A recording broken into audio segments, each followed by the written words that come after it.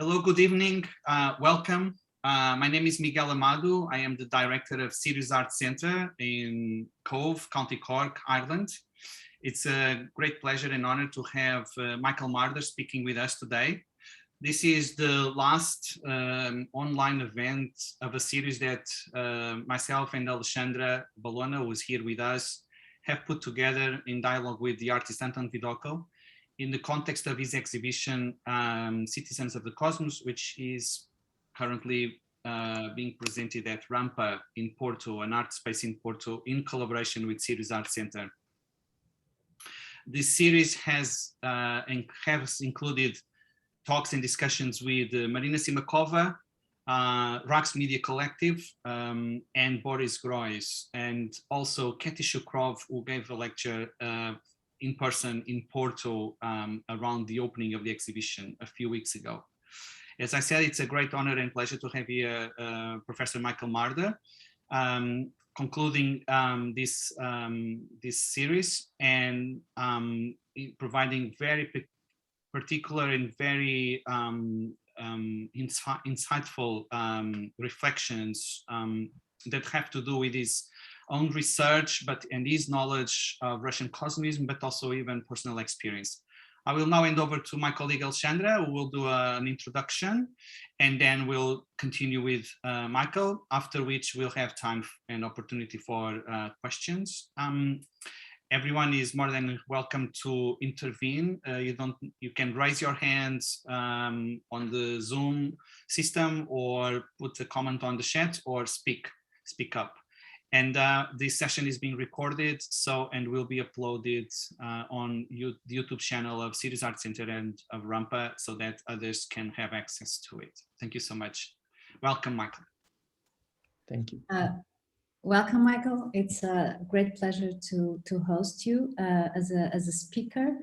Michael will deliver a talk entitled Universal Kinship as the Foundation of Russian Cosmism, the case of Nikolai Fedorov.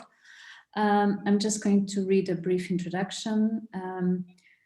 So Fedorov was committed to the doctrine of universal resurrection, and Michael will bring some questions such as, how should we understand this universality, given his insistence on kinship and its capacity, when realized, to change the entire notion of the order of nature? So Michael will consider the role of the other than nature in the project of Russian Cosmism, and will also include a brief discussion on the element of fire as an alternative concept of energy that germinates in the foundational text of Russian Cosmists. Michael Marder is a Iker Basque research professor of philosophy at the University of Basque Country. His work spans the fields of environmental philosophy and ecological thought, political theory, and phenomenology. He is associate editor of Telos magazine and the author of 18 monographs. Thank you, Michael. Thank you so much, Alexandra and Miguel, for this introduction. It's a pleasure to be with you and with everyone attending the session. I will just say a few words in Portuguese to acknowledge the hosts of the event, and then the event itself will be in English. Então, gostava de agradecer este convite e participação. Para mim é muito especial, especificamente porque é uma rara ocasião na qual posso juntar a minha origem de Moscou, origem russa, e algumas mais novas raízes portuguesas que tenho. Portanto, é um grande prazer e muito obrigado pelo convite.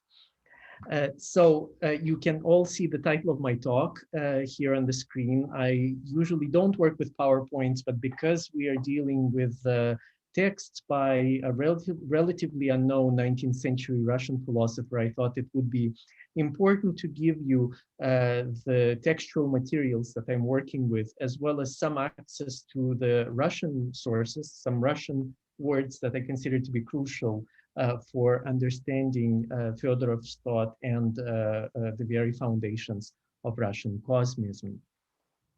So this Russian philosopher, Nikolai Fedorov, lived in the 19th century, was born in 1829, died in 1903, just at the turn of the 20th century. And he was seriously committed to the task of universal resurrection.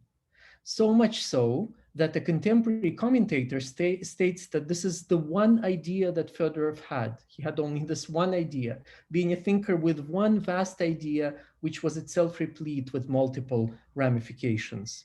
Now, we might think that this is a very poor kind of universe of thinking, but I will remind you of something that Martin Heidegger writes in Poetry, Language, Thought, which is that all genuine thinkers think one momentous thought throughout their lifetime. And so much so that to think, and I'm quoting Heidegger here, to think is to confine yourself to a single thought that one day stands still like a star in the world's sky, end quote. On this view, rather than a philosopher with a limited scope of interests and concerns, Fedorov is a genuine thinker. But merely thinking the thought of universal resurrection, or even posing it as a desideratum for mature humanity, is not sufficient, above all for Fedorov himself. Impatient with the chasm between theory and practice, the Russian philosopher advocated for a reorientation of all human endeavors, and especially of scientific and technological undertakings, toward the task of achieving immortality for everyone, whether currently living or long dead. Right? So, as we'll see, he is very much steeped in the religious tradition of the Russian Orthodox Church, but at the same time, given his practical concerns with the realization of the idea of universal resurrection, he is very willing to engage with science and technology for the purpose of achieving this task. For Fedorov, it's essential to vanquish the absolute evil of death as much as the cyclicality of life and death, which as a movement is symptomatic of our subjection to unconscious and automatic natural processes, right? So it's not just death itself that is a problem for him as an absolute evil, but the cyclicality of life and death that is a symptom of subjection to unconscious automatic natural processes.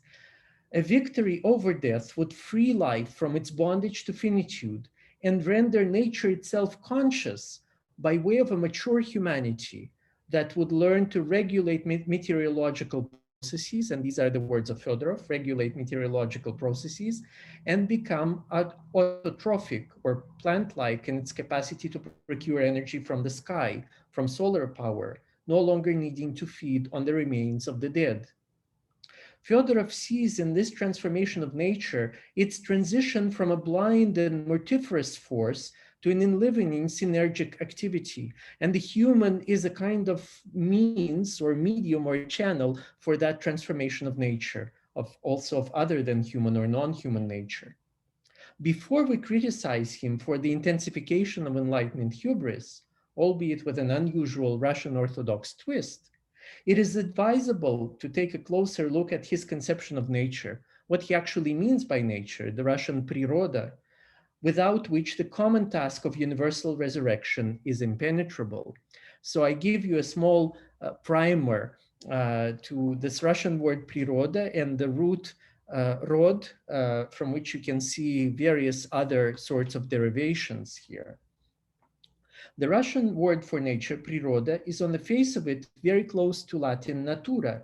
It means at birth, pri, et, and raditsa, to be born.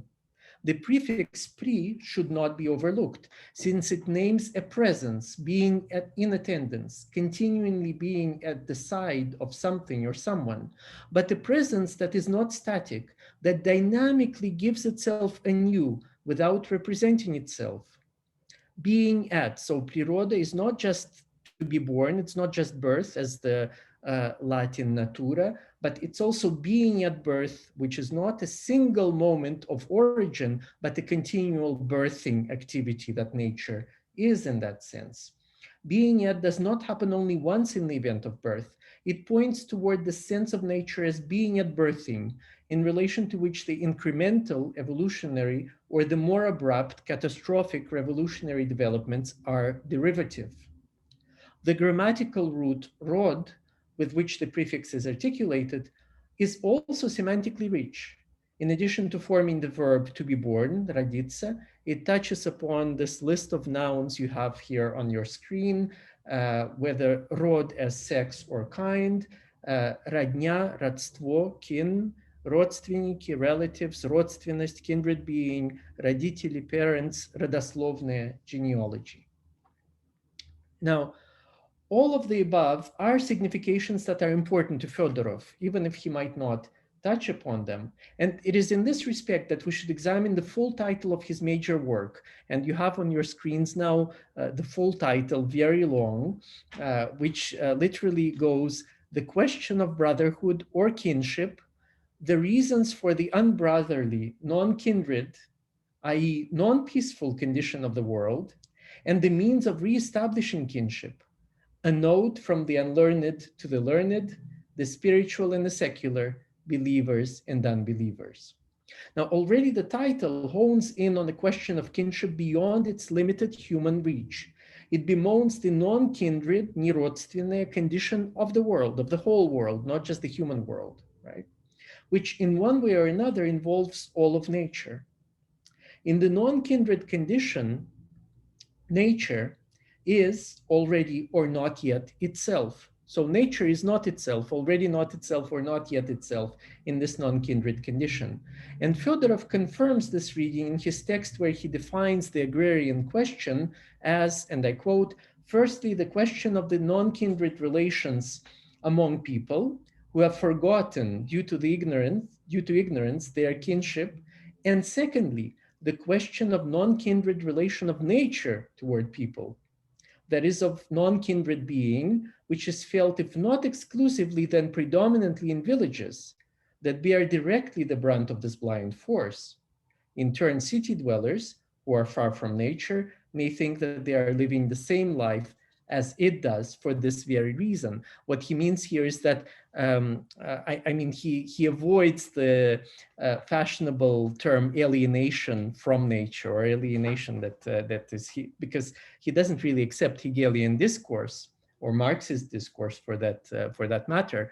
But what he means is that this alienation of nature itself from us is felt especially in agrarian life, in village, in rural life.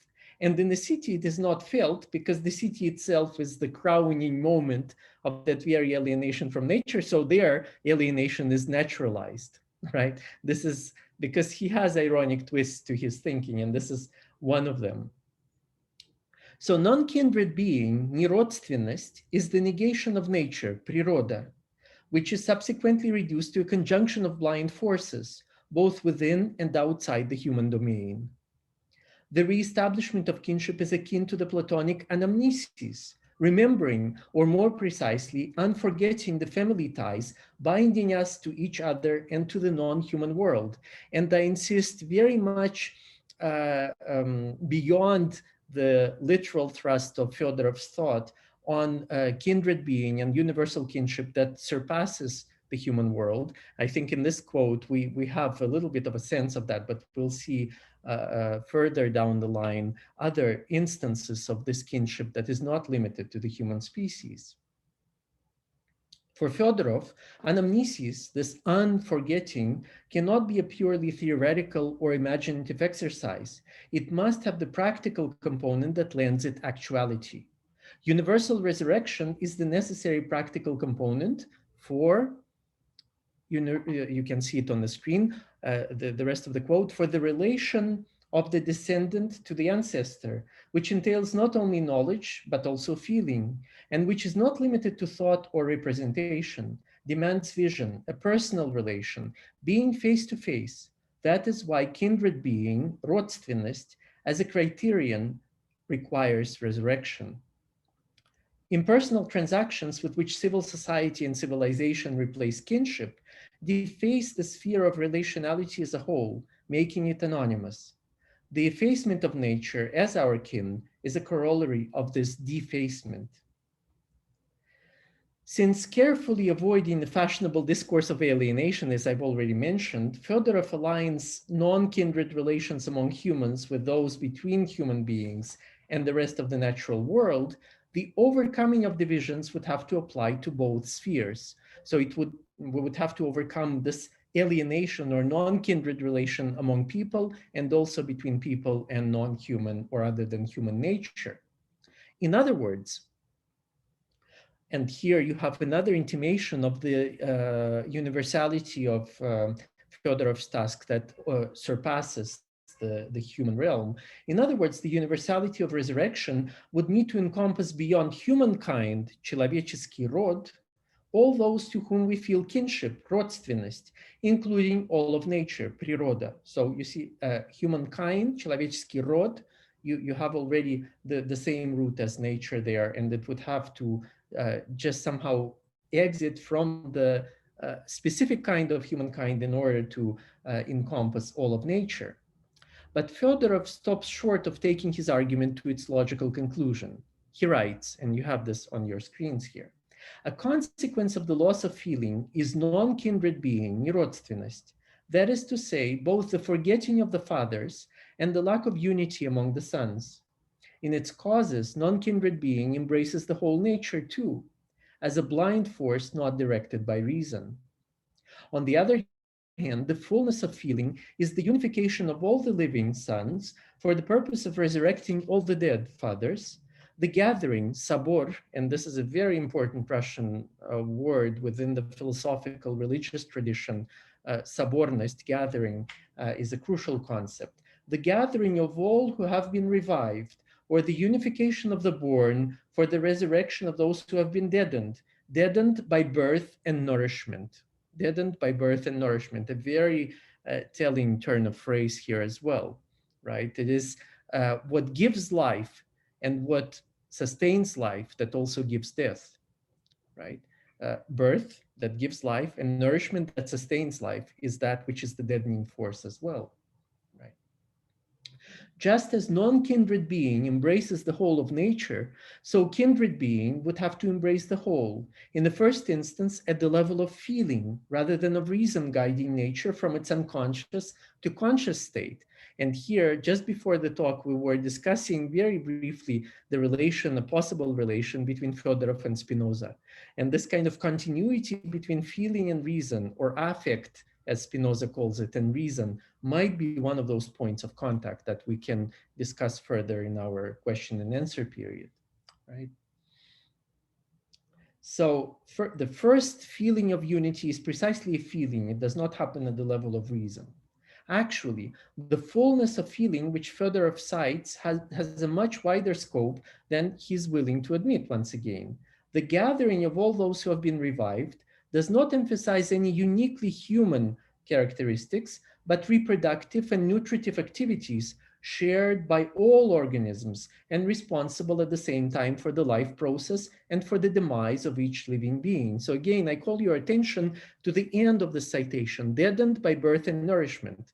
These are the faculties that all living organisms share, not only human beings. And in fact, we can somehow link it almost directly to the level of vegetal vitality in Aristotle, to threptikon, the vegetal soul that is precisely responsible for nourishment and reproduction. That is proper to plants, Aristotle says, but is shared by all living beings. And this is the level at which Fedorov also operates here. The theoretical and practical sense of nature as kin, родство с природой, we would say in Russian, родство с природой, nature as kin, or kinship with nature, right, is yet to be achieved in Fedorov's writings as well. In his critique of philosophy in general, Fedorov is aware of the hard work that such an achievement requires. In the essay that is titled On Philosophy as the Expression of Non-Kindred Being and Kinship, he states that the discipline, that is the discipline of philosophy, does not even acknowledge the question about the reasons of the non-kindred relation of nature to us. So philosophy, in other words, is blind to this alienation from nature, or rather he turns it around. It is nature that is alien to us. It is not that we are alienated from nature, but it is nature that has now a non-kindred relation to us. And he also pithily defines philosophy itself as the science treating kindred and non-kindred being presented in a non-kindred form. What does he mean here? It's the science that treats otherness and sameness, or sameness and otherness, kindred and non-kindred being, but in a non-kindred form, in a form that is not aware of its own allegiance to this sort of reasoning, right? So philosophy for him is an alienated discourse about alienation somehow, right? Self-alienated in that sense. Having led thought away from the relations of kin that are palpable in the mythic genealogies of creation or the Trinitarian figure of divinity, philosophy still deals with the same relations of a second order, depersonalized, abstracted into likeness and unlikeness, sameness and difference, belonging and not belonging. So we can see this, we can extrapolate from Fedorov's analysis and see this as a split between philosophy and the mythic modes of thinking that preceded it, where genealogies of gods and semi-divine figures and humans were crucial. And so the question of kinship was very much present. And also the split between philosophy and theology, specifically the Christian theology or the Trinitarian figure of divinity, which is based on relations of kinship that occupy Fedorov.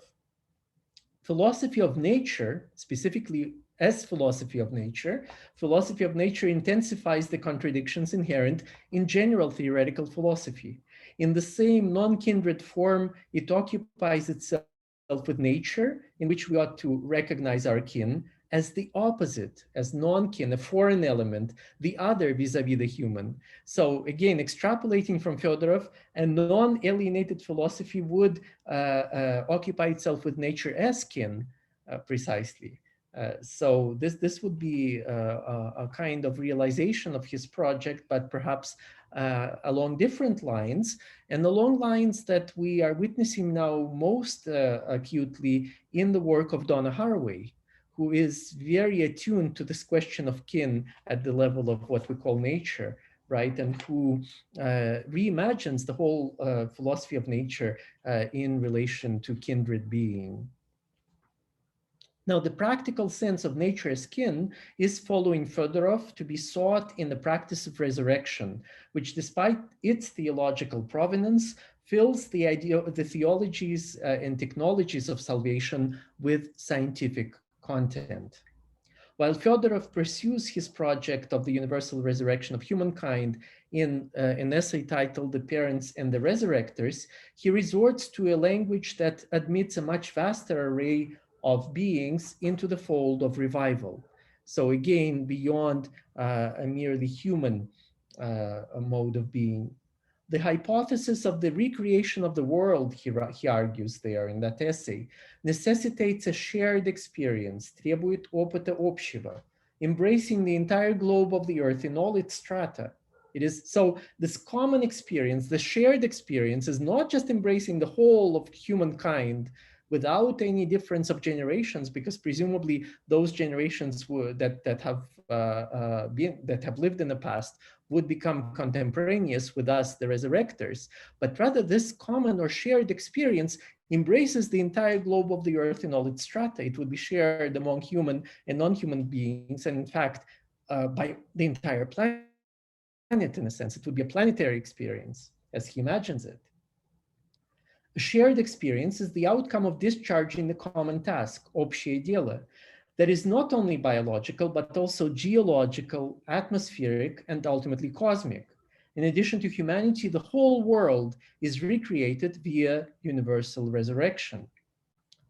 Now, Fedorov's hands-on vision of the technologies of salvation, well ahead of 19th century European science, underwrites the global scope of the task, which is far from species specific.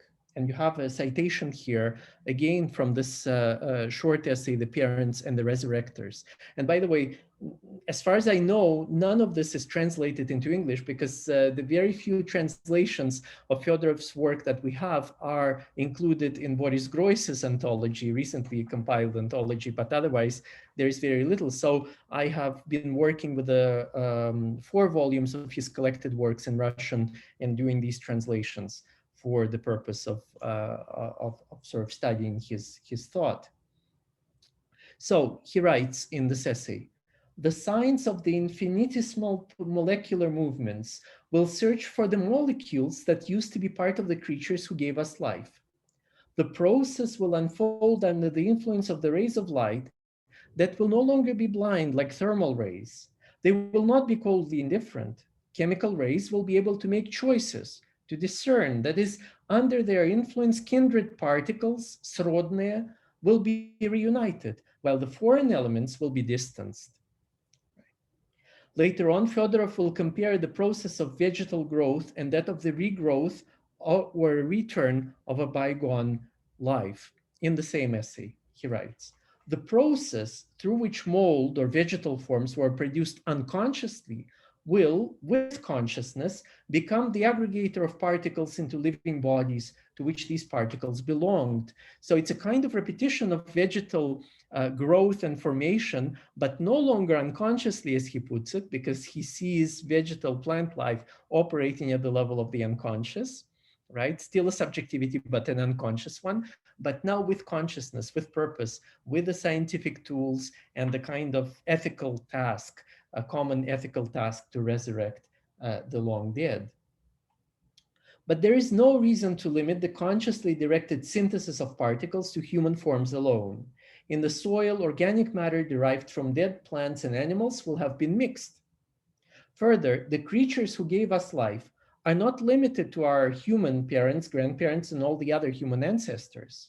If nourishment is added to reproduction as the two animating vectors of the life process, something that I've already mentioned, has been done ever since Aristotle and continues in Fedorov, who aims to reshape both of these vectors beyond recognition, the two vectors, nourishment and reproduction, then the plants and animals who served as food for generations upon generations of humans, as well as the putrefied and decomposed organic matter in which plants have grown, are to be included in the debt that can be repaid only by means of resurrection, according to a broader sense of Fedorov's logic. Now, at present, he notes, we live on account of our ancestors, drawing food and clothing from their remains, and he calls such a survival a hidden cannibalism. A hidden cannibalism. I think a very kind of telling designation here, right? This may be true at the level of culture, with new productions cannibalizing on the old ones, but not at the level of organic life, in which human biomass is a drop in the ocean compared to that of other animals, and even more so plants.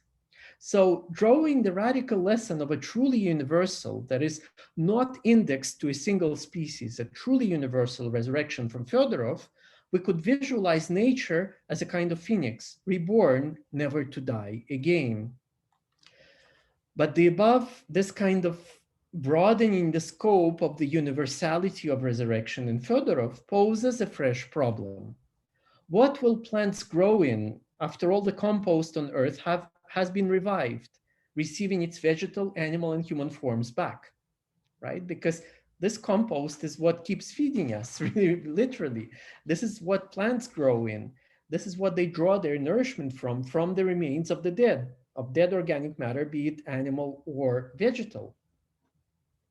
That human and perhaps animal natality would be fixed at zero once the task of universal resurrection is accomplished is a logical conclusion of Fedorov's thought experiment, at the end of which the sex drive, serving reproductive purposes, is finally quelled, becoming superfluous. And he's very open about this. He talks about this very explicitly in his writings, that reproductive purposes within the unconscious blind nature, including unconscious blind human nature, would become superfluous once the task of universal resurrection is accomplished, and therefore the sex drive would no longer serve any function. Of course, assuming a purely reproductive notion of sexuality, heteronormative and reproductive notion of sexuality. But plant growth, vegetal life, is inseparable either from a perpetual birthing of itself or from the substratum of death and decay from which it draws one of its sources of energy. More than a marginal issue associated with vegetal vitality, this is a blind spot in Fedorov's overall thinking, which is resistant to the double movement of change expressed in metabolism and metamorphosis. In other words, what I'm suggesting is that perhaps plants are already universal resurrectors. In and through them, dead organic matter finds new forms, is resurrected, but unrecognizably so. It is not a form that is an exact replica of the form that has been lost, right? And as we will see, Fedorov really wants to preserve, to salvage the lost physical material forms of the deceased, right, of those who have died.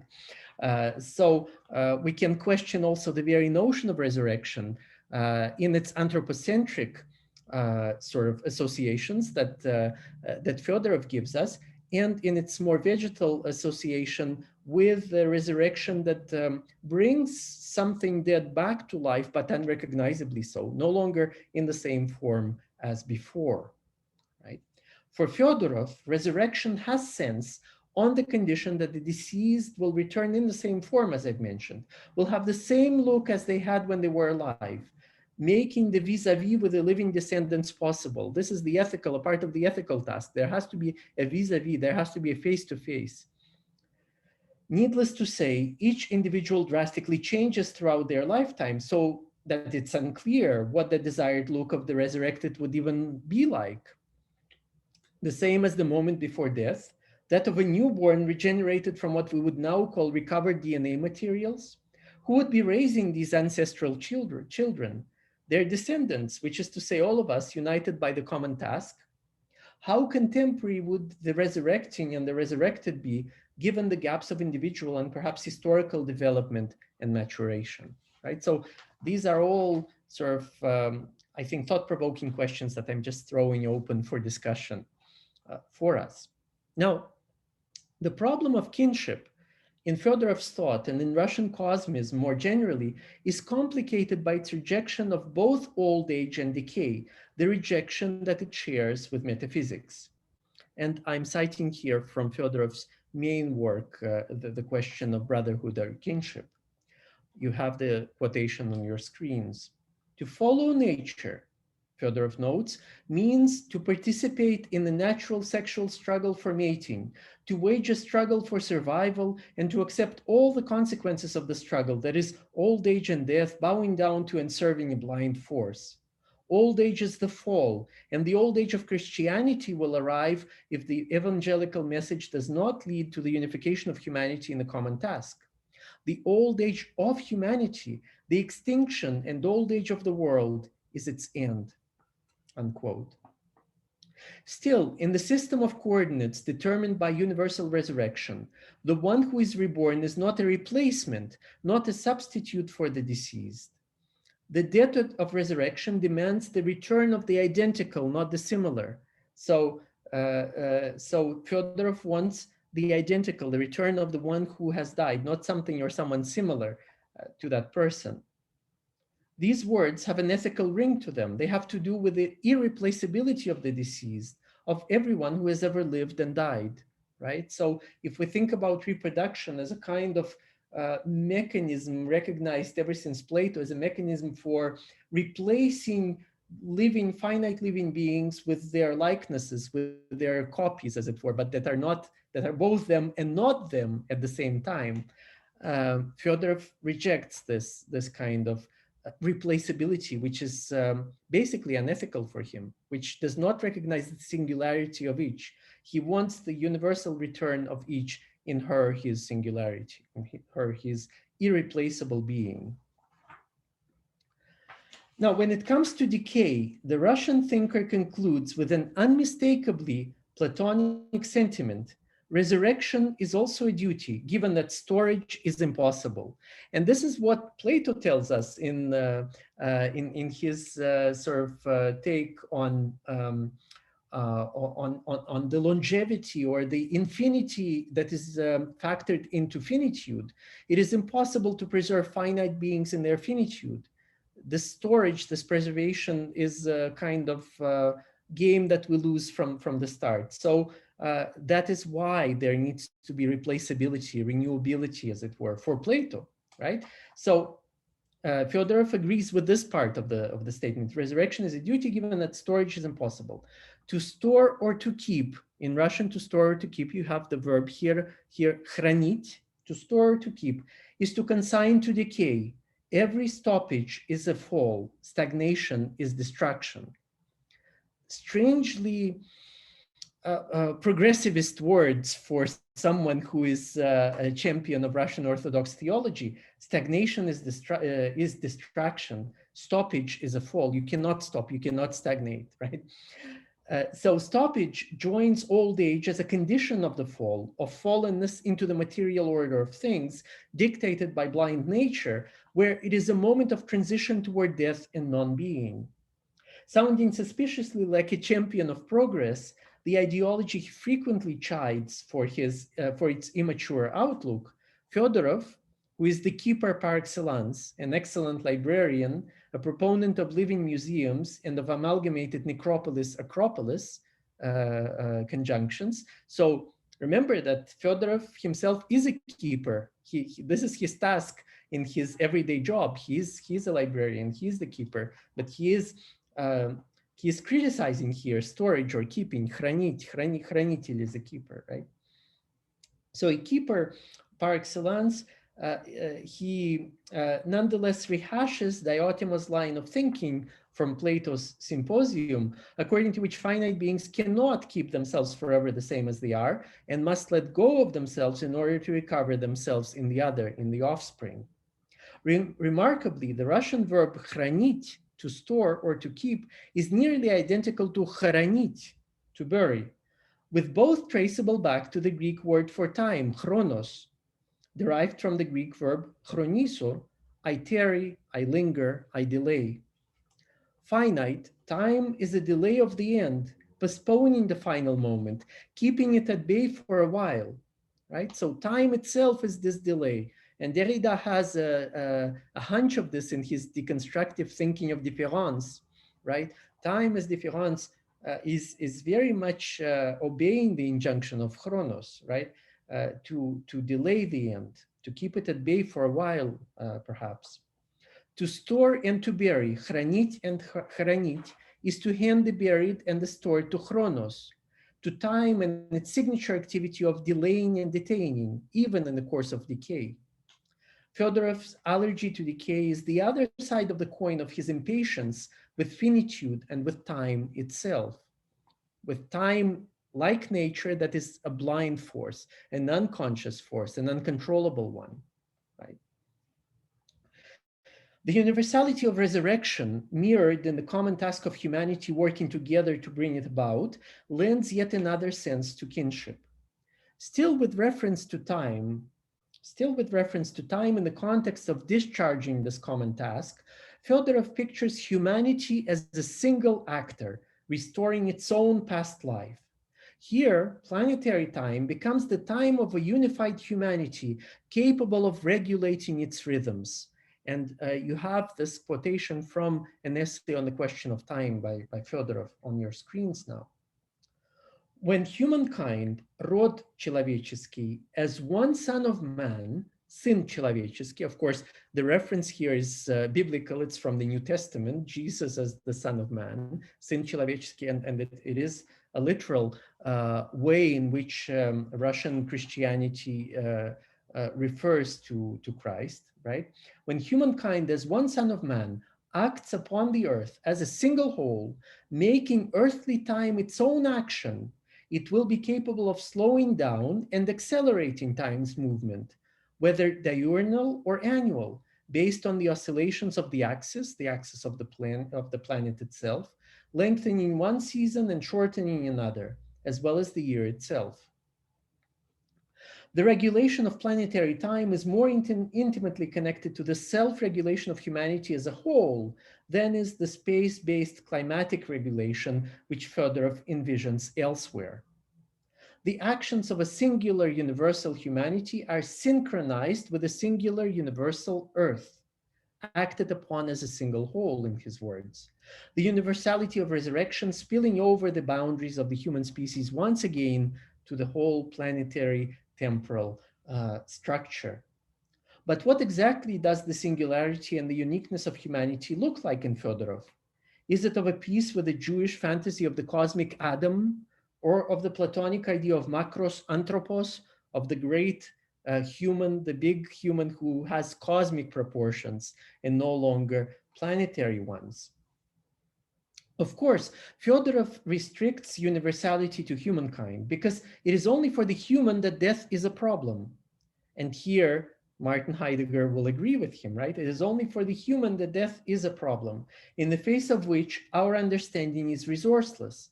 And in fact, Fedorov writes, we are perplexed before the phenomenon of death, and our perplexity continues to this day. It is as if the human species cannot be educated with regard to death. There's nothing to learn there. There's just a great perplexity that has persisted since the most ancient of times to his 19th century and our 21st century. The organic connection between understanding and action. And since we don't understand death, we cannot act upon it, right? Because understanding and action are linked, as it were. Theory and practice have to be linked for Fedorov. This organic connection between understanding and action, theory and practice, means that we cannot really act on that which we do not understand, or in a more positive key, that we can only act on life and on its restoration, which is what we do understand. So we do not understand death. We are perplexed by it. We cannot act upon it. We do understand life, and we can only act upon life itself and restore it. Russian Cosmism as a whole reflects this productive failure of understanding death. And I think this is the overall overarching meaning of Russian Cosmism. It is a spectacular reflection of the necessary failure in understanding death, in accepting and honoring it, right? Within the mass of humankind, though, aspirations to a privileged immortality, привилегированное бессмертие, are disgusting, right? These are the words of Fedorov himself. So privileged immortality would be disgusting. It's the sign of the greatest egoism, right? So he already foresaw that the ultra-rich would want this as a privilege for themselves, and he rejected absolutely this sort of immortality. Rather than single out some humans who would be more worthy of resurrection than others, the singularity in question spotlights the personal affective ties, above all of filial parental love, out of which kinship is forged.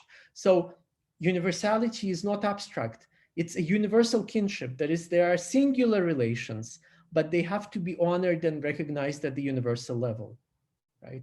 This is the conjunction of singularity and universality in Fedorov's thought. Now, I want to conclude this lecture and really open up for questions and discussion with the theme of fire that Alexandra also mentioned, and its relation to the kinship that Fedorov envisages.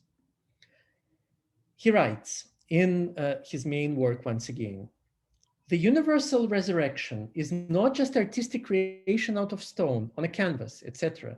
It is not the unconscious birth either, but a recreation out of us, as fire out of fire, воспроизведение из нас, как огонь из огня, with the mediation of everything that is in the sky and on earth, of all the past generations. So all the past generations are recreated out of us as fire out of fire, and everything in the sky and on earth mediates this fiery process.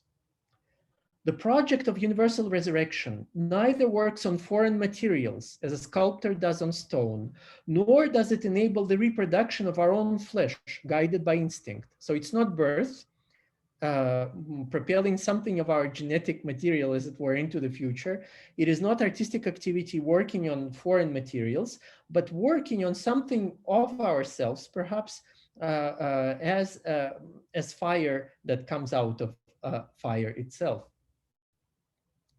Neither artistic nor purely natural, and both at once, this process is symbolized by the element of fire, the fire of life devolved from the future to the past generations. So it's a fire that does not burn from the past into the future, but from the future, from the present into the past. It's a kind of retroactive fire, as it were, right? A strange image, in fact.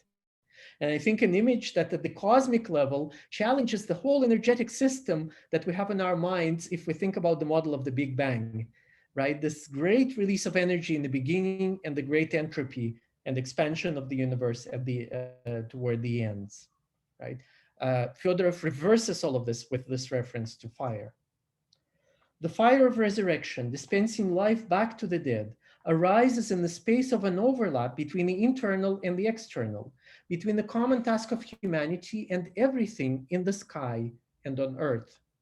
The whole universe participates in and is transformed by the fulfillment of this task, since mediation is already participation.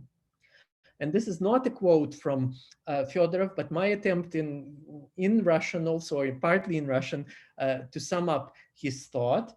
Nature, природа, itself is reborn, преображается, not as a metaphysical ideal, but as kinship, родство, realized. So nature is reborn not as a metaphysical ideal, but as kinship, realized. Now, the flame of universal resurrection does not burn out as it should according to the laws of thermodynamics, of force, sila, which is, in Fedorov's words, which is heat, the energy of heat, the force of expansion and detachment, which is why life could appear only in gradual burning out or extinction, in gradual deadening. The fire that burns back into the past, so to speak, reverses not only the chronology of thermic exhaustion, but also, and by the same token, the expansive and dissociative dynamics of energy. It concentrates, contracts into a unity, interrelating the resurrecting and the resurrected. So instead of the image of an ever-expanding universe, where parts of it are constantly distanced from one another and dissociated, we have the exact opposite movement at the cosmic universal level happening in Fedorov. The cosmic dimension of Fedorov's vision goes against the inevitability of the Big Bang and the subsequent entropy of an expanding universe it gives rise to. Instead, Fedorov implicitly postulates a notion of energy that increases in the measure in which it is actualized, restoring life and rebinding the intergenerational and interpersonal ties of humankind. The rebinding of the ties is, of course, I note parenthetically, the deepest sense of religion as an act of religare, not religion as an ideological system, as a construct, but really as a task of rebinding, of healing perhaps even, right? And this is the task that Fedorov's religious thought responds to. It is for this reason that the Russian thinker can say that and I quote him one last time, the very representation of the elements was untrue in the past, and it is insufficient and underthought in the present. Thank you for your attention.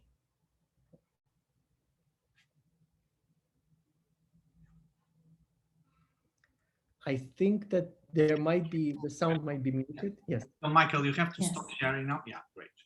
Mm-hmm. Thank you so much, Michael. So much to process. Could you please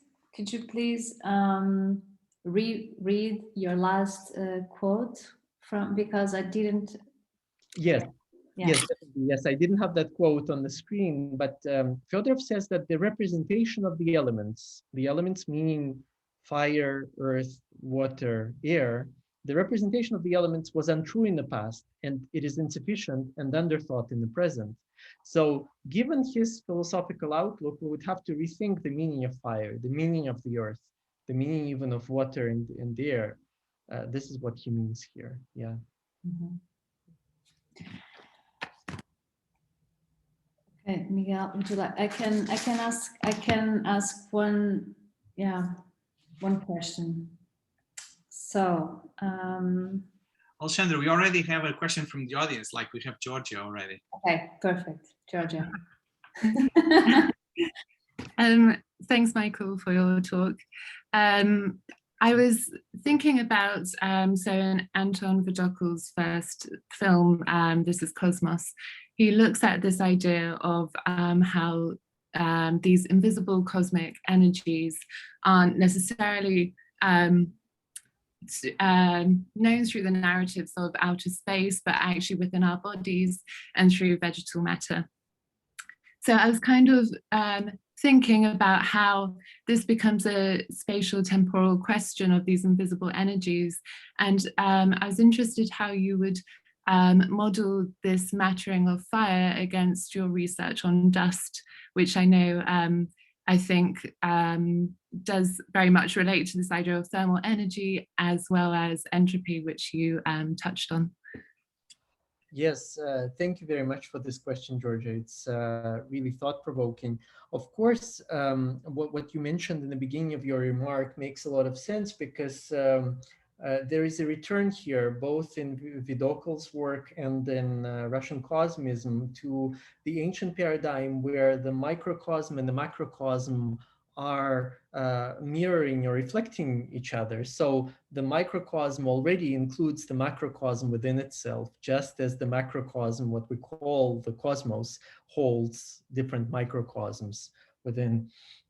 And this is very much also the model I was working with when I was composing my small book on dust, because dust is a kind of microcosm, if you look at it microscopically, of the world at large, of the kinds of different contingent assemblages and arrangements that come together for a moment and then fall apart the next moment. So this vision of the world is very much present in that small book. Now, for Fedorov, he would not be content with the contemplation of dust and kind of finding macrocosms in the microcosm of dust. He would want science itself, with all of its technical tools, to search, to find means, to search for the molecules of the deceased, and to somehow aggregate them together back into the bodies of the dead, to enliven them, in a sense. So yes, in a sense, we can ask, what does because a lot of Fedorov's thought is very much out of sync with what we would think as the Judeo-Christian paradigm. So when we ask the question, what does it mean, ashes to ashes, dust to dust, right? Which is said in precisely for burial rites and so on. It is a kind of acknowledgement of the belonging of a certain return, right? And already in the Jewish paradigm, you have Adam, the first human crafted out of the earth, Adamah. And the idea is that at death, which was, of course, a punishment from God for the original sin, at death, Adam is returned to Adamah. So there is a return to the native element, in a sense, right?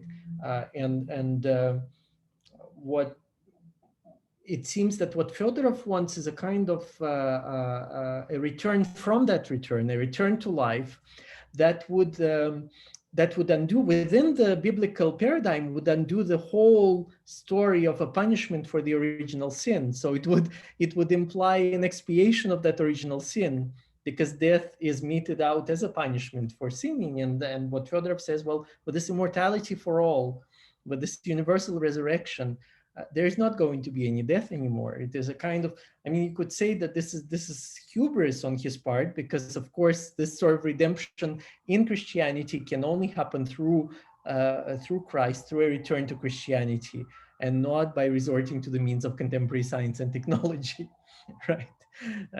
So this is the kind of the big contradiction, internal contradiction, but a very interesting one that I see in his thought. Yeah.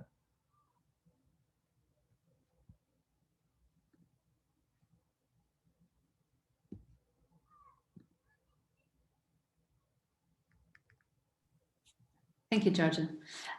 Miguel, do you have any question? Does anyone in the audience? I just have a comment, and maybe you can. It's a comment and it's also a question. So, in general, Western metaphysics, it's formulated against beings like, for example, vegetal life, that are beings of becoming, that are not fixed once and for all, and are mutable. And this goal of common task in Fedorov, in one way, it seems also to deal with with this incomprehensible state, death as finitude, to find a solution for that. But it seems to me that it's also a solution that precludes a sense of becoming. It's like,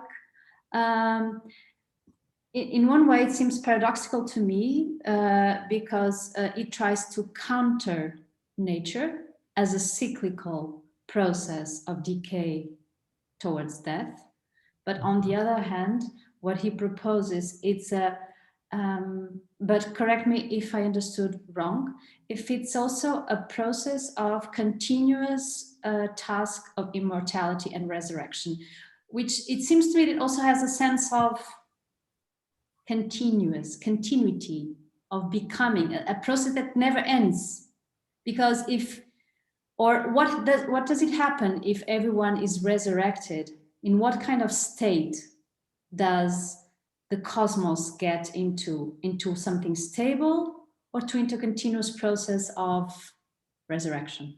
Yeah, these are all the right questions that I also ask myself, and that I think I hinted at in the talk as well, because, for instance, there is a hint of this stoppage of continuous processes of change and so on, when Fedorov says that the reason for the sex drive would be abolished once the task of universal resurrection is completed, because one would no longer need to produce new people. There will be plenty of people around, those currently living and those who have lived in the past and have been resurrected. But the interesting point here, even though, as I mentioned in passing, even though Fedorov rejects implicitly and explicitly the Hegelian logic, he is, in a sense, following a kind of dialectical logic. So he is moving against nature, against these processes of nature, but not coming up with a counter nature, not coming up with something above or beyond nature. He thinks that this movement against nature as it is now is full of blind forces, full of unconscious instincts and desires and processes and so on, is not nature that has been perfected, and that nature can come to itself, can become itself, can realize its own universal kinship, the kinship that it is at bottom, by means of discharging the task of universal resurrection. So this counter nature would be the becoming of nature itself. Nature would finally, for him, become itself through this process, right? So it is at present that, according, if we follow his own logic, it is at present that nature is not yet itself, because it is steeped in these unconscious blind processes. And once there is a deep integration of, let's say, planetary time and human time, once there is an interpenetration of these different levels of existence, nature itself would be redeemed. Not only humanity in the sense, but nature itself would be redeemed and would become conscious of itself. So to me, this sounds like a very Hegelian line of argument, because for Hegel, this is precisely what happens when spirit and nature interpenetrate one another, when spirit recognizes itself in nature and not only sees as its own negation in nature, right? So to me, this sounds like a variation on the Hegelian theme in relation to nature. Yeah. Thank you.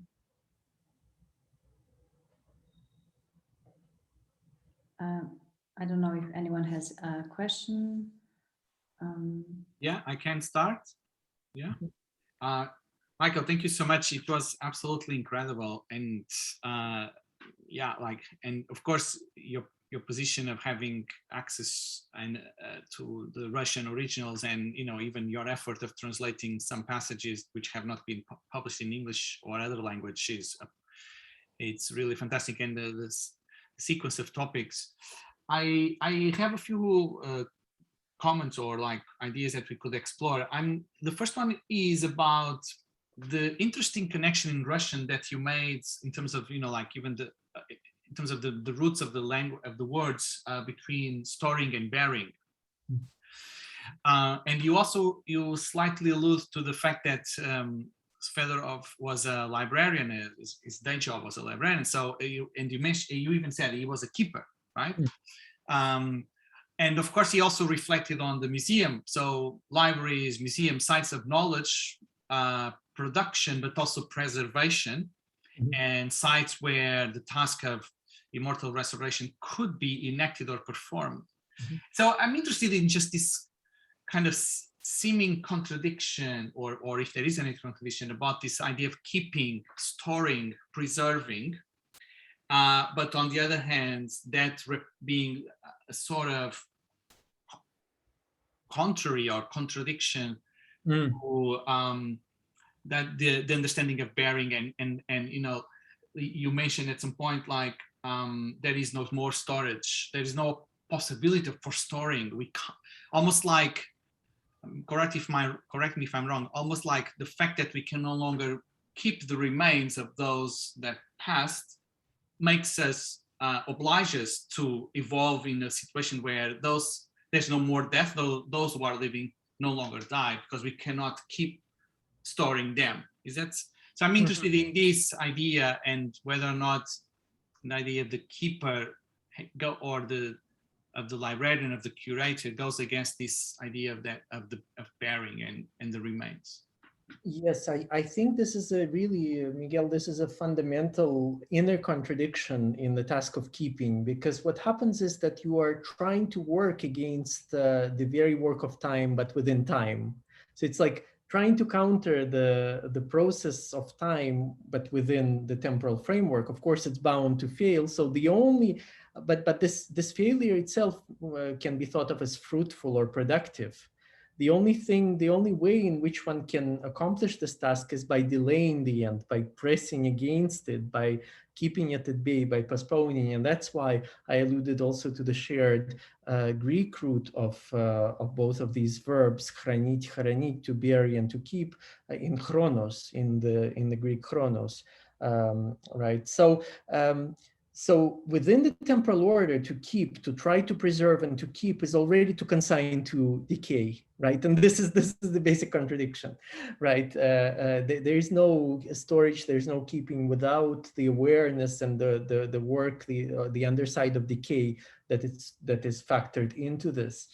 And yes, I mentioned this sort of this biographical detail on the part of Fedorov, that he was a librarian, a keeper, so to speak, and he did reflect on the function of the museum, and also very interestingly and strangely also on the function of the cemetery, so that the necropolis could be reintegrated with the Acropolis, the city of the dead with the city of the living, and that in fact certain the cemetery where the dead are kept, where they're buried and kept, would become a center of life.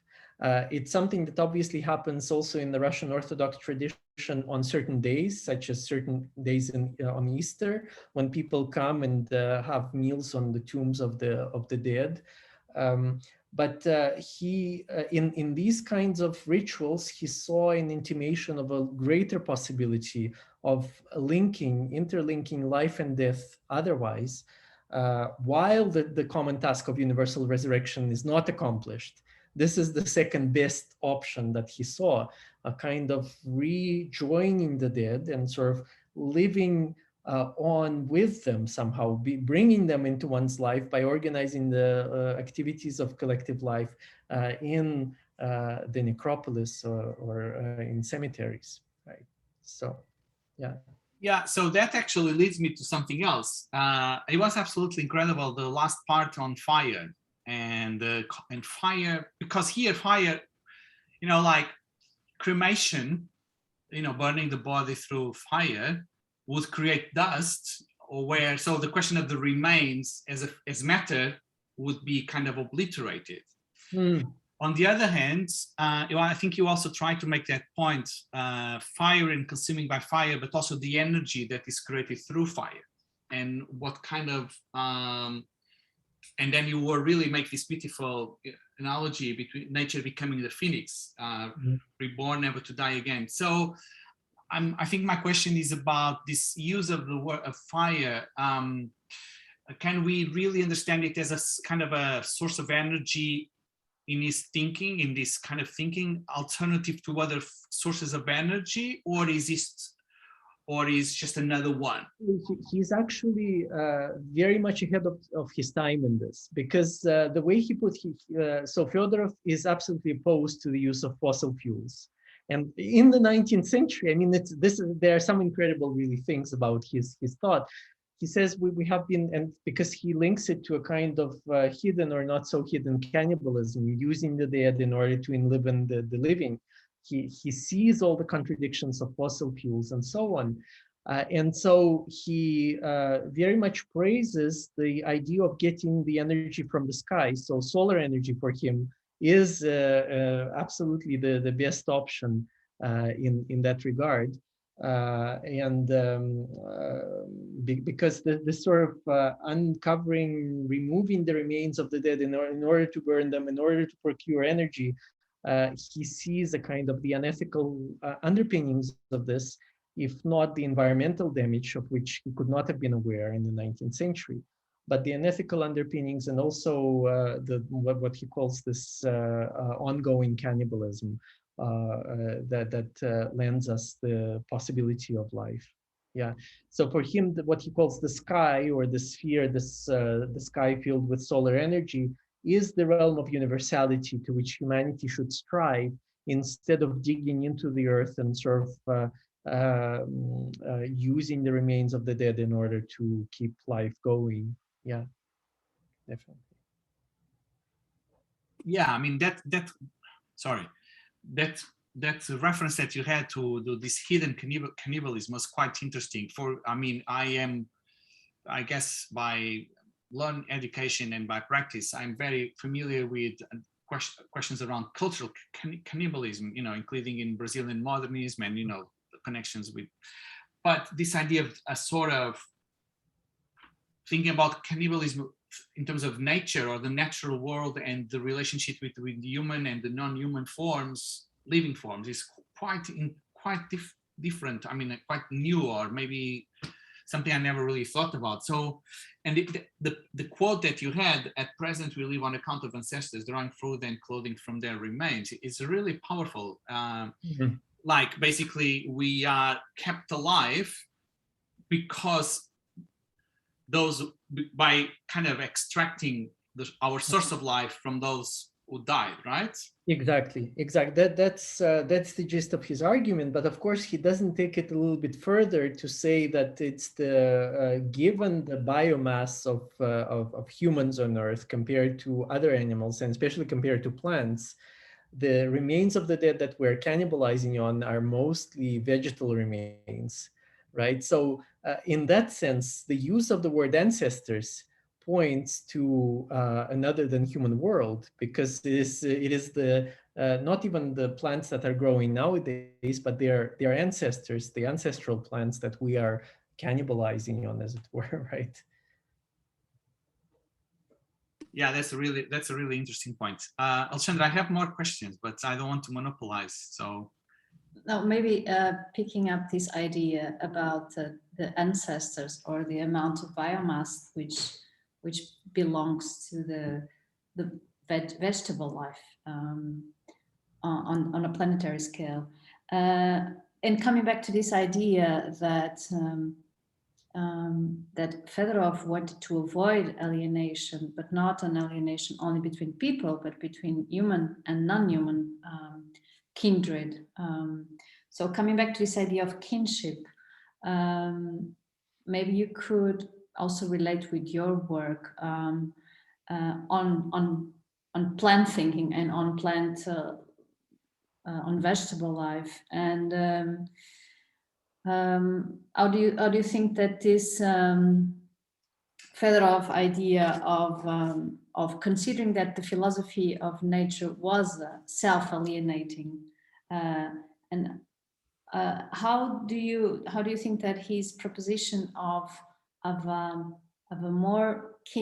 kinship between people and human and non-human life would benefit this idea of a common resurrection? Does this make any sense for Fedorov? Because I think that this is actually the title, the goal of your talk, to bring this idea of a more than human nature into his concept of universalism. Yes, yes. So what I've tried to do is to show that there are certain indications in Fedorov's work that the kinship that he's talking about is not only a kinship, a human kinship. It's not only the relation between children and parents and sort of extended through generations, but also kinship with non or other than human nature. But then once we take these indications seriously, like the one about our ancestors who are non-human, but in fact plants, that we're dead plants that we're cannibalizing on, in a sense, certain practical elements in the task of universal resurrection become appear in a very strange light, right? If we have an ethical duty toward everything that has ever lived on Earth, and if everything is resurrected at once, and not only all human beings, then how does that look like? What happens to the entire level of the topsoil, which is comprised of decayed organic matter, right? All of this sort of puts into question the general project that Fedorov is pursuing here. But I think that kinship, in other ways, kinship can be thought very interestingly through Fedorov, for instance, using the Aristotelian heritage of το threptikon, of the vegetative soul, and the capacities for nourishment and reproduction that he mentions that necessarily point toward plant life, to vegetality, and to our affinity with animals. And thinking through these kinds of hinges in his thought broadens the notion of kinship in order to sort of rethink nature itself as kindred being, right? Priroda, or being, not only being at birth, that there is a continual at birthing, but also being at birth where this birthing is itself a continual production of kinship and kindred beings, right? Again, I think it brings us back this idea of circularity and cyclical at being, which exists in this very sense of the verb, which is But this is what I started with, that circularity and cyclical repetition is what Fedorov also objects to. He doesn't object only to death as the end of life, but also to the cycles of life and death. nutrition and reproduction. Yeah. Yes, and in fact, I mentioned the figure of the phoenix not by chance, because Fedorov, to my knowledge, he mentions the phoenix 3 times in his works, and every time he does so in a very critical vein. That is, in the phoenix, we have an idea of resurrection. We have the image of a resurrection. The phoenix is reborn from the ashes, precisely from this fire. And perhaps that's why the reference to reproduction as fire out of fire is there, because he is thinking at that moment about the phoenix. So the phoenix gives us an image of resurrection of not only human, but non-human nature as well. But at the same time, the resurrected, rejuvenated phoenix born from the ashes of the old one will also age and will also catch fire. So there is a cyclicality in this resurrection, and Fedorov is absolutely opposed to this. This is the wrong image of resurrection for him. So one has to do away, according to him, not only with death as the absolutely ununderstandable or non-understandable end of life, finitude, but also with the cycles of life and death that are figured in the phoenix. Yeah. Thank you. I'd like to ask you another question, which has to do, maybe it follows well from here. So I understand that the conclusion, if the task of restoration would be achieved, the conclusion would be, a potential conclusion could be that there is no more need for sex understood as reproduction, because there would, but I actually find it difficult to understand the fact that after everyone, all beings, human and non-human, after they have been resurrected, and they would be sharing the planet, say, with those who are alive at that given moment, why couldn't be others to be born, whether humans or non-humans, new forms of life to emerge that then would never die. You see what I mean? You see what I'm asking? I understand the rationale going in the direction of there's no need for reproduction, but my question is whether there is a sort of religious or moralist viewpoint or world vision that led him to think in this way, where basically sexual activity was actually something sinful or not necessary in a sort of monastic life that he would probably advocate. It could be a religious prejudice, you would say, but to my mind, this sounds more like a philosophical argument, because I alluded to this in passing in my talk. Fedorov remains close to Plato on a few counts, and one of those is precisely the view of reproduction as an imperfect attempt at replaceability. So this is the explanation that Diotima gives, or rather Socrates gives, but refers to Diotima in the Symposium. The idea that because finite beings cannot preserve themselves forever in their sameness, in their fragile finite forms, they have to produce copies of themselves. They have to reproduce. And this is the way in which finite beings participate in the infinite, in the words of the Symposium, right? But once you assume the accomplishment of the common task of universal resurrection, the participation in the infinite is direct. It no longer needs to be mediated through the reproductive impulse, right? And by the way, of course, Plato himself does not limit it to sexual reproduction, because in the Symposium, there are two ways of participating in the infinite by finite beings. One is producing physical offsprings, and another producing beautiful works, be they works of art, especially the laws, right? The lawmaker gives birth to the laws as these kinds of beautiful works. So the works of culture that are created are placed on the same level as the biological issue of our bodies already in Plato, right?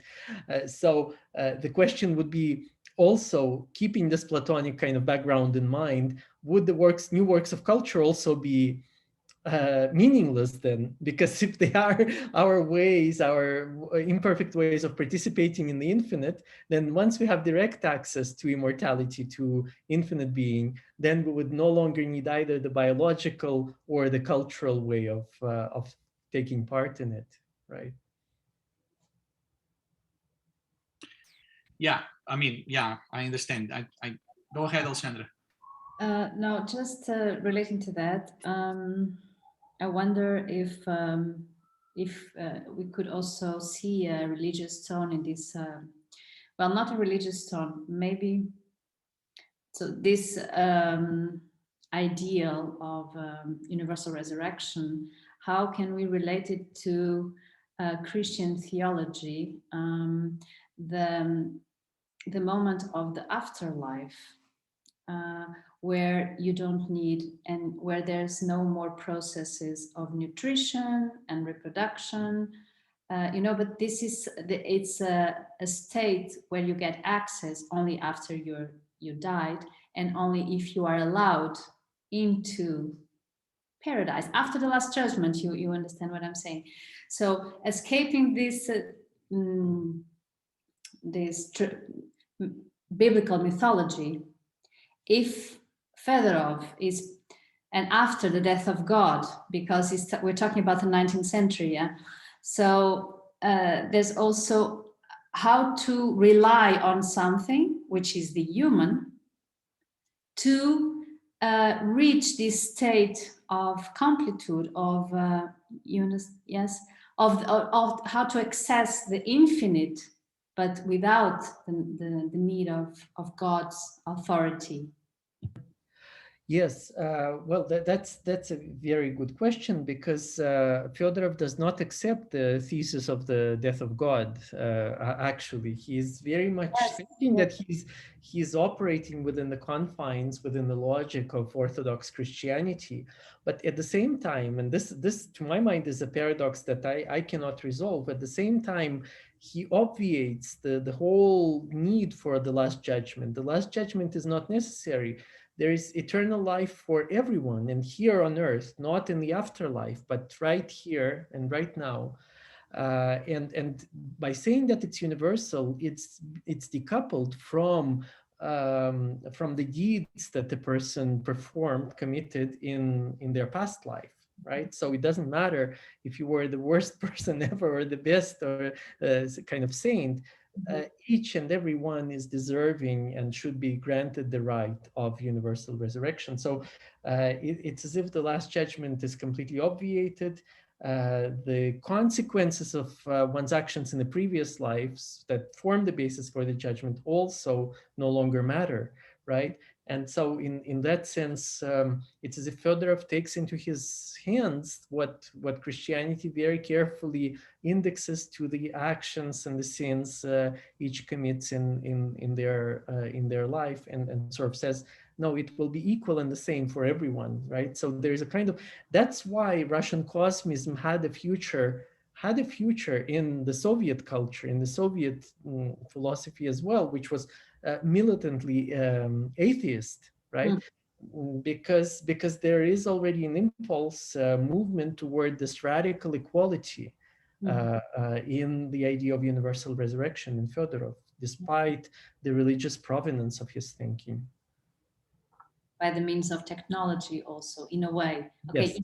it does not negate the existence of God, but even though, yeah, there's a focus on technology, there's an optimism that comes through technology. So maybe we have someone that would like to comment. Hector, would you like to? Yes, thank you. Good evening. And thank you, Michael, for this delightful talk. Just a question. Thinking in Plato and the centrality of the concept of anamnesis that you mentioned also in Fedorov, let's say for say it quickly, the importance for Plato of anamnesis is linked to the concept of soul, of the singularity of soul, where is placed in which place or in which part of the body, because I guess Fedorov situate the anamnesis in where or who or right. Who remembers? Yeah, that's a communal anamnesis. It's a universal anamnesis. It's a communal soul.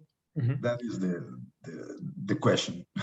Yes, I think, and this is absolutely the right question to ask, Hector, and I think you are precisely on the right path toward the answer, because if you have a very materialist, again, another surprising thing about Fedorov is that he has a very materialist view of the body, right? It's just put together from the molecules that have dispersed in the process of the body's decomposition, right? So if you just use science and technology to put those together, who brings the soul back into it, right?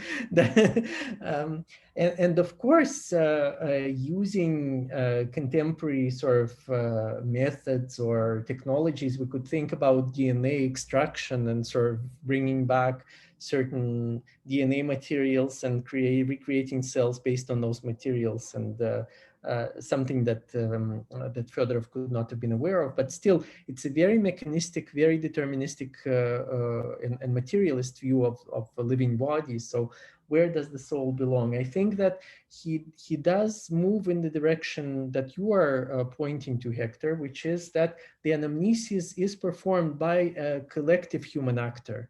So the common task of humankind creates humankind finally as an acting force in tune or in sync with even planetary rhythms and times. And this anamnesis has to be done by humanity itself, remembering its own dead, its own past members, and bringing them back to life. But this remembrance is not just a psychic act of remembering, It is externalized, it's a material act. So material resurrection in the body is a kind of spatialization of the psychic force of remembrance here. And the one doing the remembering is a collective human actor who is participating in the common task of resurrection. Yeah. Mm-hmm. I wanted to pick up on when you mentioned about the ethical duty to all things, or perhaps to the essence of all things. And I wondered if you could perhaps talk a bit more about the connection between Spinoza and Fedorov, and maybe this question of effect that I think you mentioned. Yes, so at the level of the continuity of affect and reason, I see kind of affinity between Fedorov and Spinoza. So that Fedorov thinks that the kinship has to be first felt before it becomes a reasoned out or a reasonable process. And there's a continuity between the feeling of kinship and its realization, conscious realization through reasonable action. But what I meant by ethics in Fedorov is not the same thing as ethics in Spinoza. So the ethical moment of the universal task of resurrection is a recognition of the singularity of each, and an absolute singularity, which means that each and every human being is irreplaceable. There is not a renewability of generations and saying, well, the new generation just comes in place of the old one, and the old one somehow is replaced and maybe in part lives through the new one, but there is a kind of replaceability in this renewal. Fedorov absolutely rejects this line of thinking, because and rejects on ethical grounds. Every single person who has ever lived is irreplaceable. And that means that generational renewal does not respond to the problem of death, right, as it's supposed to, according to the biological and even philosophical logic that builds upon this replaceability and transmission of genetic materials to offsprings, right? And so this is the radical ethics of singularity in Fedorov that I think we don't find so much in Spinoza. Yeah. It's very interesting, because there's a radical ethics of singularity, but there's a soul that connects and that gathers a common humanity. Yes. So which is a great challenge, I would say. Yes, yes, and that is why I referred in my more formal remarks to a nexus of the singular and the universal in Fedorov's work. In fact, this idea of the universal resurrection cannot be understood as an abstract universality. That is what the work that the philosophical work that Kinship does. Kinship is based on singular ties, affective and otherwise. You cannot have an abstract kinship, right? You can have what Freud called the oceanic feeling, but it's a kind of vague feeling of a fusion with the whole world and so on. It is not so much kinship. So I see Fedorov working with the combination of the singular and the universal, that he again doesn't want to dialecticize, doesn't want to consign to the power of dialectics, but wants to keep both poles moving at the same time in his thought. Yeah. Very interesting. Well, I wonder if there's any... Miguel, yes. Now, I'd like to go back to more early parts of your talk when you discussed the agrarian question. Mm-hmm. So there seems to be, well, I think you tried to articulate that there was, in Fedorov's thinking, there would be a sort of opposition between the life in the countryside, or life more connected with nature, and life in urban, say in cities. And the development of the city was a phenomenon that was still evolving, and particularly the metropolis, and then the sense of alienation, the word, like the concept of alienation that you brought, and then you kind of suggested that there was an idea of surpassing alienation, so alienation of nature, but so but surpassing that, not just between humans and nature, but also among humans. And then you try to, I think you made a comment, just like a small footnote around the fact that he was not borrowing the idea of alienation from Marx, but maybe from somewhere else, or formulating it in its own way. So maybe you could explore a little bit this. Yes. So what I tried to do was to draw a distinction between the concept of alienation, which has a clear Hegelian and Marxist overtones that would have been known by Fedorov himself, and his use of non-kindred being, неродственность, right? So because alienation speaks about more or less the same phenomenon, but in very abstract terms. And this is a part of his critique of philosophy. A critique of so philosophy is already a discourse about kindred and non-kindred beings, but under a form that is non-kindred, that is alienated, that it does not recognize its own sources. So even though the concepts seem to speak about more or less the same thing, I think the specificity of non-kindred being in Fedorov has to be kept in mind. When I talked about the agrarian question, and the agrarian question is crucial to Russia in the 19th century and the early 20th century, because most of the country is absolutely agrarian, right? The vast majority of it, in fact, even at the time of the Russian Revolution. What Fedorov is saying there is that this non-kindred relation of nature to us, to ourselves, it is not our alienation from nature, but he turns it around also. It is nature that is non-kindred toward us. This is felt most acutely in the countryside by people who have to live in close proximity to natural processes and so on.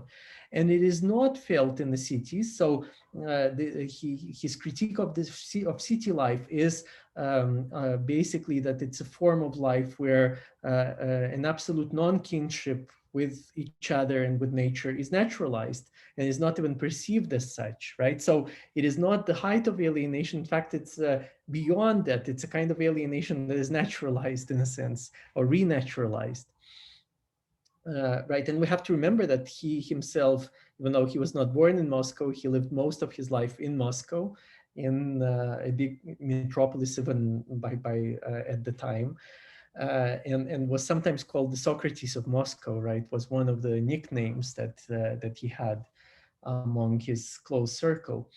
But yes, so I think we have to keep this difference, this distinction, however fine it might appear, in mind between alienation and non-kindred being. Also because non-kindred still maintains the trace, this root, the root неродственность, rod, is still there. It maintains under erasure, as it were, so we would say in deconstructive terms, what nature or природа says, right, through the notion of kinship, right? So in alienation, even the very source from which one is alienated is erased. It's no longer there in the word, while in non-kindred being, it is there. Right? It's quite interesting what you just said, also in elaborating on the topic, in trying to connect Fedorov's like the time in which he was producing his thinking and the kind of the context from which he was operating, you know, in Moscow, but Russia being mainly a rural country, a country with peasants, not necessarily proletarians. And I was wondering whether something that I would like also to discuss, just maybe at the last point, is let's see if I can make myself clear here, is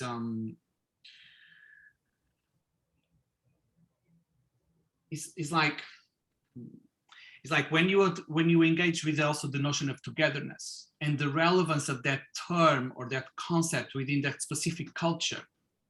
So what I'm trying to ask is how much of the thinking is not only a dialogue with philosophical traditions or is positioning within Russian Christian Orthodoxy, but it's also a dialogue with cultural values or cultural phenomena of his time. Yes. And togetherness. And sorry, Mhm. I interrupted you. And when you engage with the notion of togetherness, you seem to make very strong emphasis on that as a crucial concept within Russian kind of mindset. Yes, yes, it is definitely a crucial concept that Fedorov is aware of and that he operates with often. In Russian, it's called sabor or sabornost, and it can mean the temple, a religious place of worship, sabor. So the cathedral of Saint Basil in Moscow is sabor. But in Russian philosophy and theology, sabor or sabornost means this higher sort of gathering, a society that, or a community that supersedes and surpasses the political community of the time, right? So it is a kind of gathering together that would be very much for Fedorov in tune with the kindred being, as opposed to the alienated categories of civil society and kind of an anonymous forces that operate at the political level. By no means is this term original to him. It is there throughout in virtually all Russian philosophers, sabor, sabornost, as a sense of unity in multiplicity, of being together, that is not reducible to society or to a political community, right? Yeah. Maybe that would be the ultimate goal, right? To all together, living and dead, and Mhm. Okay. Anyone else wants to ask a final question, or Alexandra, final comment? No, not really. I think I will just keep in mind this idea of sabor as connected to common task, and also to this sense of equality that he was searching for in his project. I mean, yeah, I mean, this notion of radical equality, this notion of equality, radical equality, correct me if I'm wrong, but is probably what then attracted or enabled some of the thinking to evolve through early Soviet period, right? Yes, yeah, absolutely. And I think that to this moment, the notion of a community mediated through Russian Orthodox terms such as sabor, sabornost, has been very underestimated in the formation of Russian communism. So it is not just a transplantation of German ideas onto the Russian soil, right? Of course, it is also that, because it is the Marxist doctrine and so on. But there is also something in the Russian culture and thought that already presages this, and that already moves in this direction from another point of view that we find, for instance, in Fedorov, right? And